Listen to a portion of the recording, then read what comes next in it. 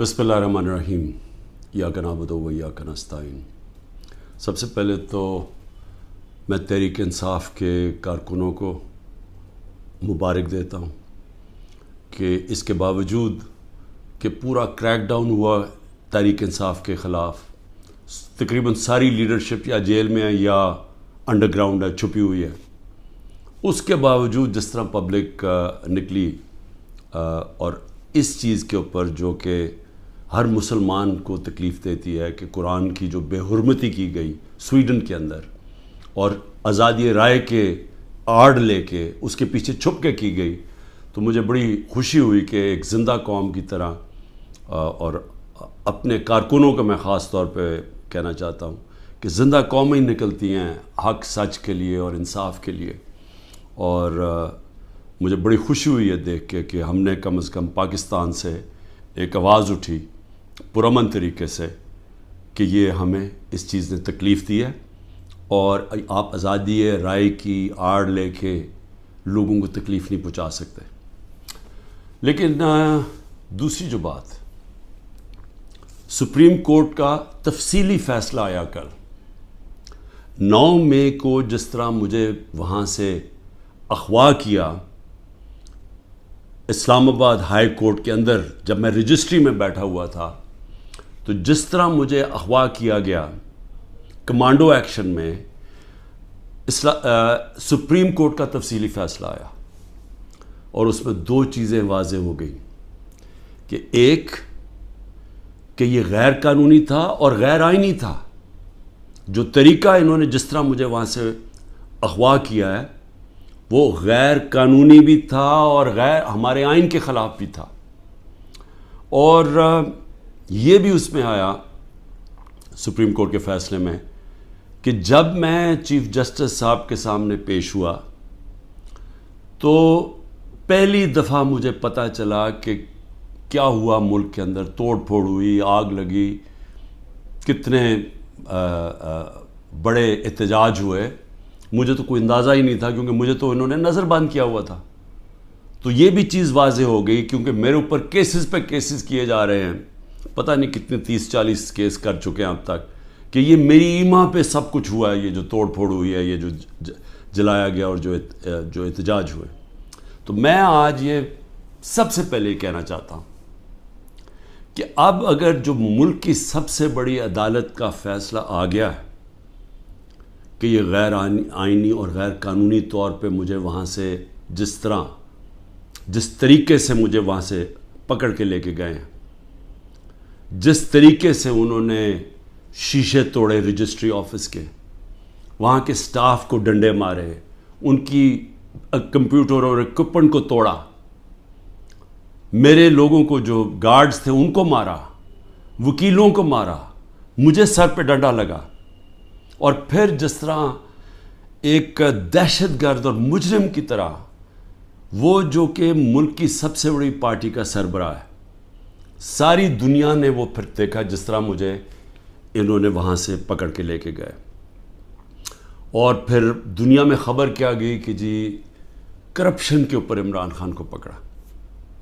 وہ آدمی جو اس ملک کی تاریخ کا سب سے زیادہ پیسہ اکٹھا کرتا ہے خیراتی پروجیکٹس کے لیے، جس کو یہ قوم سب سے زیادہ جس پہ اعتماد کرتی ہے اپنے پیسے سے، اس سے بڑا تو کوئی اعتماد نہیں کہ جب لوگ اپنے پیسے سے کسی کو ٹرسٹ کرتے ہیں کہ انہیں پتہ ہے کہ ان کا پیسہ وہ امانت دار ہے، جس کو سپریم کورٹ نے پہلے صادق اور امین بھی کہا ہے، جس نے سارے پاکستان کے ایوارڈز جیتے ہوئے ہیں، جو 50 سال سے ساری دنیا کے اندر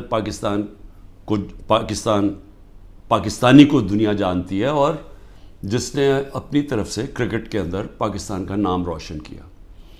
تو میرا سب سے پہلا سوال یہ ہے کہ اس کا کون ذمہ دار ہے؟ کیا انٹیریئر منسٹری ذمہ داری اٹھائے گی اس کی؟ کوئی اس کو ذمہ دار ٹھہرائے گا؟ اور کیا نیب چیئرمین اس کی ذمہ داری لے گا جو ہوا میرے ساتھ؟ اور میں اب اس سے آگے چلتا ہوں، جب مجھے یہ جس طرح اٹھایا گیا اور اب ثابت ہو گیا کہ یہ اس ملک کے آئین اور قانون کے خلاف تھا، تو کیا ہماری پارٹی کو یہ حق نہیں تھا پرامن احتجاج کرنے کا؟ اب تو اگر ثابت ہو گیا نا کہ یہ قانون توڑ کے مجھے وہاں سے اغوا کیا گیا اور جس طرح مجھے ذلیل کیا گیا، تو کیا ایک ملک کی سب سے بڑی پارٹی کے سربراہ کو جب اس طرح اسے کیا جائے تو کیا اس کی پارٹی کو حق نہیں تھا پرامن احتجاج کرنے کا؟ اور یہ میں پھر واضح کر دوں، آئین ہمیں کہیں جگہ پہ روکتا نہیں ہے پرامن احتجاج سے، کہ جی کنٹونمنٹ میں احتجاج ہو یا جہاں بھی ہو، ہم کہیں بھی احتجاج کر سکتے ہیں۔ یہ ہمیں آئین ہمیں حق دیتا ہے، ہمیں توڑ پھوڑ کا حق نہیں دیتا، ہمیں جلانے کا حق نہیں دیتا، اور وہ سارے ہم سب اس کی مذمت کرتے ہیں۔ میں نے سپریم کورٹ میں جب مجھے بتایا چیف جسٹس صاحب نے، میں نے اس کی مذمت کی، اور انہوں نے وہ لکھا اپنے آرڈر کے اندر، اور میں نے کہا کہ 27 سال میں آج تک میں نے کبھی اپنی جماعت کو یہ نہیں کہا کہ کسی قسم کی انتشار کے اندر شامل ہو۔ میری سٹیٹمنٹس ہیں، جب ہمارے سے ظلم بھی ہوا 25 مئی کو، جب ہمارے اوپر جس طرح انہوں نے ہمارے ساتھ ظلم کیا کہ ہمیں بگر کراؤڈ ہے ان کا ڈنڈے مار کے ٹھیک کرو، عورتوں کے اوپر، بچوں کے اوپر جو ہمارے نکلے ہوئے تھے پرامن احتجاج کے لیے، ان کے اوپر جو انہوں نے تشدد کیا، میں نے اگلے دن اسی دن رات کو ہوا، صبح کو میں نے اپنا دھرنا کینسل کر دیا، اور میری اس تقریر سن رہے ہیں، میں نے ادھر کہا کہ میں انتشار نہیں چاہتا۔ 26 نومبر کو 4 لاکھ لوگ جمع ہوئے پنڈی کے اندر، اور وہ سارے تھا کہ ہم نے پرامن ایک مارچ کرنی ہے وہاں سے اسلام آباد۔ وہاں جنہوں نے 30,000 پولیس جمع کر لی، تو مجھے پھر پتا تھا کہ انہوں نے ہمارے ساتھ وہی جو 25 مئی میں انہوں نے اس باری پھر وہی کرنا ہے، اور مجھے خوف تھا کہ اتنی زیادہ پبلک ہے اور وہاں خون خرابہ ہوگا۔ میں نے کینسل کر دیا، میں نے اسلام آباد کی مارچ 26 نومبر کو کینسل کی، اور اس کے بعد یہاں 8 مارچ کو جب ہم پرامن ہماری الیکشن کی ریلی نکلنے شروع ہوئی، انہوں نے اس کے اوپر جب حملہ کیا، پھر وہ میں نے ریلی کینسل کی، میری تقریر ہے۔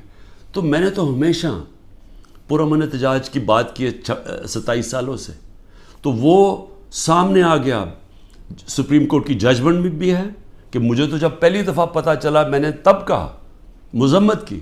اور اس کے علاوہ اب یہ جو ہمارے لوگوں کا احتجاج ہے، اس کو غداری کہہ دیا گیا ہے کہ ملک سے غداری ہوئی ہے۔ اب میرا سوال یہ ہے کہ غداری کس نے کی؟ کیا ڈنڈے مار کے ایک پارٹی کے سربراہ کو اور اس کے لوگوں کو مار کے اور غیر قانونی طور پہ اغوا کرو، اور پھر ہم سمجھیں کہ جی وہ بھیڑ بکریوں کی طرح چپ کر کے بیٹھ جائے گی پارٹی، وہ احتجاج بھی نہیں کر سکتی، وہ احتجاج کرے تو وہ غداری ہوگی اب، اور ان کو ساروں کو جیلوں میں 48 گھنٹے میں 10,000 لوگوں کو جیلوں میں ڈالا، سینئر لیڈرشپ ساری جیل میں، ابھی ساری انڈر گراؤنڈ ہے۔ 9 مئی سے اب تک ہر روز لوگوں کو اغوا کیا جا رہا ہے، ہر روز لوگوں کے گھروں میں جاتے ہیں، رشتہ داروں کے گھروں میں جاتے ہیں، گھر توڑتے ہیں، پولیس گھر لوٹتی ہے، ساتھ نامعلوم افراد آتے ہیں، چوری کرتے ہیں۔ میاں اسلم اقبال کی بیٹی کے سارا جہیز چوری کر کے لے گئے۔ کل وہاں بنو کا ہمارا ایم پی پختون یار 40 لاکھ کا وہاں اس کے گھر پہ سونا پڑا ہوا تھا، زیور پڑا تھا، وہ چوری کر کے لے گئے۔ یہ کون سی دنیا میں اس کی اجازت ملتی ہے؟ کون سے قانون کے تحت؟ اور صرف سزا مل رہی ہے کہ جی آپ نے 9 مئی کو احتجاج کیوں کیا؟ کیونکہ اب تو واضح ہو گیا نا کہ ہمارا احتجاج جائز تھا، کیونکہ غیر قانونی طور پہ، پھر سے میں کہتا ہوں، آئین توڑ کے مجھے اٹھایا گیا ہے، اور جس طرح اٹھایا گیا ہے اس کا ریاکشن آنا تھا۔ اور میرا اب اگلا سوال ہے کہ کس نے پلان کیا سب کچھ؟ کیونکہ یہ جس نے بھی پلان کیا، کیا وہ چاہتے تھے کہ یہ ریاکشن ہو؟ کیا یہ جان کے کیا گیا؟ کیونکہ اور طرح کی بھی تھے، اگر پکڑنا تھا وارنٹ دکھاتے پولیس، میں نے چلنے سے پہلے کہا کہ اب مجھے پکڑنا ہے تو وارنٹ دکھاؤ، پولیس آ کے لے جائے، تو وہاں سے اس طرح بھی، لیکن کیوں یہ جان کے کیا گیا؟ اور مجھے یہ شک ہے پری پلان تھا سب کچھ، یہ ریاکشن پتہ تھا اس کا ریاکشن ہونا ہے، اور اس ریاکشن سے پہلی تیاری کی ہوئی تھی کہ اس کے بعد کرنا کیا ہے، کیسے انہوں نے تحریک انصاف کو کرش کرنا ہے، جو ابھی تک کوششیں ہیں. اور پھر ابھی تک میں آخری 2 سوال پوچھتا ہوں کہ ابھی تک کیوں نہیں انڈیپینڈنٹ انویسٹیگیشن ہوئی کہ جو یہ کور کمانڈر کا گھر جلایا گیا ہے اس کے پیچھے کون تھا؟ کیوں نہیں انڈیپینڈنٹ انویسٹیگیشن؟ کیونکہ یہ کوئی نہیں ہوتا کہ جی آپ ہی فیصلہ کریں کس نے کیا اور آپ ہی پکڑ کے ان کو سزائیں دے دیں. یہ جج جوری ایکسیکیوشنر دنیا کے کسی قانون میں نہیں ہوتا. تو کوئی انڈیپینڈنٹ انویسٹیگیشن نہیں ہوئی. ہم ڈیمانڈ کرتے ہیں انڈیپینڈنٹ انویسٹیگیشن ہو. انشاءاللہ ہم ثبوت دیں گے کہ اس کے اندر لوگ گھسائے ہوئے تھے، ایمبیڈ کیے ہوئے تھے لوگ. جس طرح میرے گھر کے باہر پلان بنا ہوا تھا کہ انہوں نے پولیس کے دونوں اسلام آباد آئی جی نے لوگ تیار کیے ہوئے تھے، پولیس والے چند تھے، یہاں لاہور کے آئی جی نے پلان کیا ہوا تھا، اور انہوں نے مل کے یہاں سے گولی چلانی تھی پولیس کے اوپر، انہوں نے پھر پورا اٹیک کرنا تھا واپس. یہ سارا پلان بنا ہوا تھا جو میں نے 22 مارچ کو پبلک کو پہلے بتا دیا. تو یہ بھی ایمبیڈ کیے ہوئے تھے، لوگوں کو اندر گھسایا ہوا تھا ہمارے، کیونکہ ہر جگہ سے، کیونکہ میں نے جب بعد میں پوچھتا گیا کہ یہ ہوا کیا ہے، ہر جگہ سے ایک آئی کہ جی لوگ تھے، کئی لوگ اندر گھسے ہوئے تھے، وہ اشتعال دلوا رہے تھے لوگوں کو. اور پھر ہر جگہ سے ایک چیز آئی کہ جی یہ جو ریڈیو پاکستان جلا ہے یہ کوئی ماچس کی تیلی سے تو نہیں جلا. جو میاں والی کے اندر جہاز چوک جو سب کو فخر کرتے تھے، وہ سیبر جو لگا ہوا ہے میاں والی میں، اس کو کس نے جلایا ہے؟ ایلومینیم کیسے جل سکتا ہے ماچس سے؟ کوئی پلان ہی تھا نا. تو چلیں ہم غلط ہو سکتے ہیں، لیکن انڈیپینڈنٹ انویسٹیگیشن تو ہونا چاہیے نا اس کا. وہ کیوں نہیں ہو رہا؟ اور مجھے افسوس ہے کہ جو فضا بنائی ہوئی ہے کہ غدار پوری پارٹی کو غدار بنایا ہوا ہے، اس فضا کے اندر یہ نہیں ہونے لگا. یہ جو اس وقت جنگل کا قانون پاکستان میں ہے یہ نہیں ہوگا. اور دوسری چیز میں سوال پوچھتا ہوں آج کہ جو 25 لوگوں کو شہید کیا گیا، جس میں سے 16 ہمارے پاس ایڈریسز ہیں، باقی 9 غائب ہیں، کیونکہ ہمیں خوف ہے کہ اس طرح یہاں اس وقت خوف پھیلایا ہوا ہے، جو یہ جو ظلم کا نظام بنا ہوا ہے اس کے اندر وہ پولیس پہنچ جاتی ہے. یہ 16 کا بھی بڑے مشکل سے ڈر کے ان کے رشتہ داروں نے بتایا، ان کے نام دیے ہیں، پتہ دیے ہیں، جو 16 لوگ شہید کیے گئے ہیں. اس کے علاوہ جو 3 لوگ، پہلے میں 2 سمجھ 3 لوگوں کی ٹانگیں ضائع ہو گئی ہیں، ٹانگیں کٹ گئی گولیاں لگ کے. ایک پیرالائزڈ ہے، اس کی کمر میں گولی لگی ہے، وہ بستر پہ ہے. اور اس کے علاوہ 50 سے زیادہ لوگوں کو گولیاں لگی ہیں. اب میں یہ سوال پوچھتا ہوں، یہ کیا پاکستانی نہیں تھے؟ یہ انسان تھے نا. تو انسانوں کے تو حقوق ہوتے ہیں. تو آج ابھی بھی اب ختم ہوا ہے فرانس میں، ایک 17 سال کے ٹین ایجر کو گولی ماری ہے پولیس نے، آگ لگ گئی سارے، 1000 سے زیادہ بلڈنگز اور گاڑیاں جل گئی فرانس میں، کیونکہ ایک انسان کی جان لی تھی فرانس کی پولیس نے.